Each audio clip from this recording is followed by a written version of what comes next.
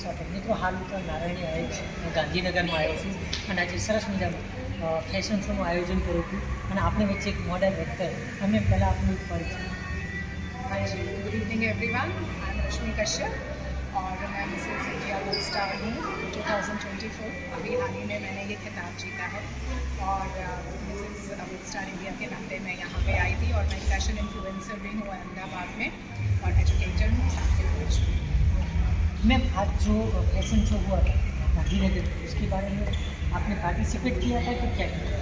जी, हम लोगों ने रैंप वॉक किया था एज अ फैशन इन्फ्लुएंसर और बहुत ही अच्छा लगा. हमें इनवाइट था यहाँ पे कंचन जी ने और NIFT ग्लोबल गांधीनगर ने हमें इनवाइट किया था.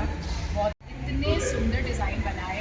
It was amazing to show the talent and the way they showcased and presented. It was nothing less than international, you no,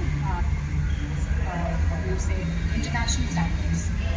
मैं जब आपको जब ट्रॉफी सम्मानित करते तो आप कैसा फील करते? बहुत अच्छा लगता है, क्यों नहीं अच्छा लगता है, क्योंकि as influencers, as fashion bloggers and fashion designers, ये बहुत ही ज़्यादा मेहनत का काम है. ब्यूटी और फैशन इंडस्ट्री